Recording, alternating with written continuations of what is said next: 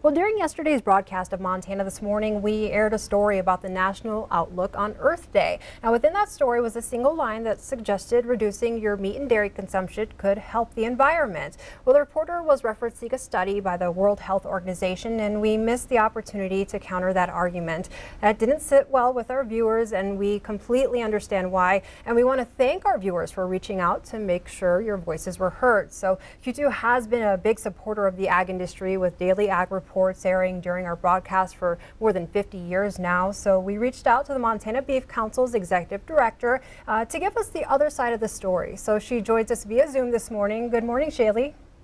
Good morning. Good to have you here. So let's jump right in. My first question up here is, would reducing beef consumption in the U.S. be an impactful solution for climate change?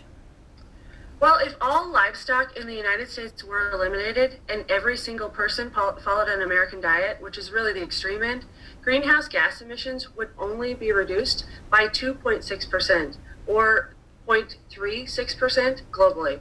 Reducing beef consumption in the United States is not a realistic or impactful solution for climate change. Right. And when comparing the approximately 2% of greenhouse gas emissions from cattle to the almost 30% from transportation, it's clear transportation solutions present a far more impactful opportunity for greenhouse gas reductions. And we're definitely seeing that right now. I mean, in the maps and the comparisons that are available, all the cut down traffic, there's a huge difference that we're seeing there. So what would you say to someone who says, you know, cattle seem to take up a lot of land that could be used for growing plant-based proteins? Well, approximately 35% of the land in the contiguous United States is pasture and rangeland that is too rocky, steep, or arid to support cultivated agriculture. Yet this land can support cattle, sheep, and goats, and protein upcycling. Cattle expand the land available for human food production and do it while coexisting with natural ecosystems. They mitigate the risk of wildfires while providing humans with high-quality protein, something plant-based proteins can't replicate. So are cattle in direct competition for human food? No, approximately 90% of what cattle eat is forage and plant leftovers that people can't eat. In fact, most cattle, whether grass-finished or grain-finished, spend the majority of their lives on pasture eating grass. All right, and wrapping up here almost, what kind of sustainability efforts in agriculture can we see right here in our state of Montana?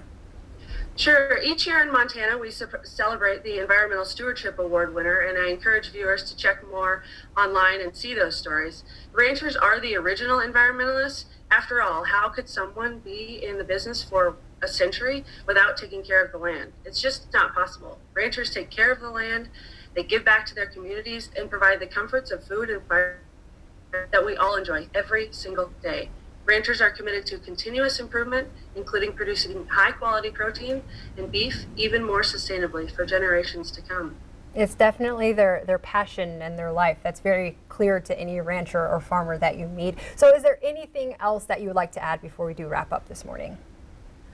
I just appreciate the opportunity to provide the other side of this story. We don't like to be on the defense. We have the science and the research behind this information and try to share that with the world. And beef is best. It's the best protein out there. So appreciate all the viewers that enjoy it and the beef fans that we have.